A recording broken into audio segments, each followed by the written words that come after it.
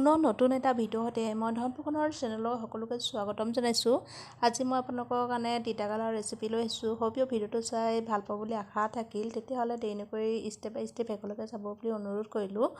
আৰু ইয়াৰ কাৰণে মই যোনখিনি তিতাকেৰেলা লৈছোঁ, তিতাকেৰেলা ধৰি লওক মই 4-5টামান লগত 2টা বেঙেনা এড কৰি দিছোঁ। আৰু বেঙেনাৰ সৈতে যোনখিনি মোৰ তিতাকেৰেলা আছে ধুনীয়াকৈ কাটি আধা ঘণ্টাৰ কাৰণে নিমখত মই ভিজাই ৰাখিম। এয়া আধা ঘণ্টা সম্পূৰ্ণ হৈ গ'ল আৰু আধা ঘণ্টাৰ পিছত মই নিমখত যোনখিনি তিতাকেৰেলা দি থৈছিলোঁ সেইখিনি মই ভালদৰে এনেকৈ ধৰি লওক মোহাৰি ভালদৰে যোনখিনি নিমখত সোমাই আছে সেইখিনি ধুনীয়াকৈ ধুই ল'ম 3-4বাৰমান। তাৰপিছত মই আপোনালোকক দেখুৱাই আছোঁ। আৰু 3-4বাৰমান ধোৱাৰ পিছত এয়া তিতাকেৰেলাখিনি মই ভালদৰে ধুই ল'লোঁ আৰু লগত মই এটা পিঁয়াজ আৰু 2টা কেঁচা জলকীয়া এড কৰিছোঁ।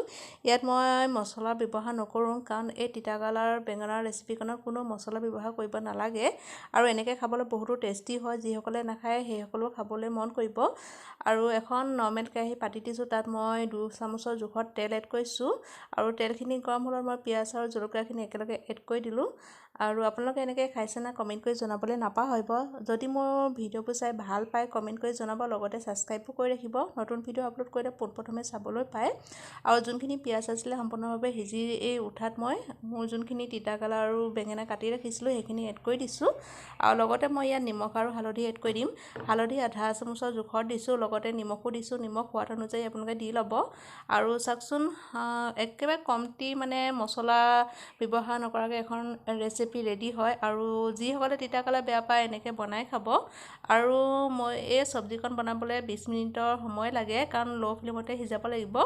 আৰু এইফালে মই হেতাখন দি ভালদৰে হিলাই দিছোঁ আৰু মাজে মাজে হিলাই ৰাখিব।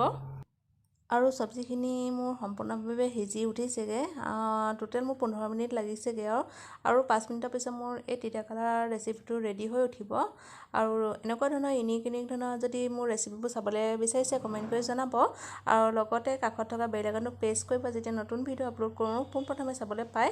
আৰু আজি এই ভিডিঅ'টো ইমানতে সমাপ্ত কৰিছোঁ। নেক্সট ভিডিঅ' লগ পোৱাৰ আশাৰে আজিলৈ বাই বাই।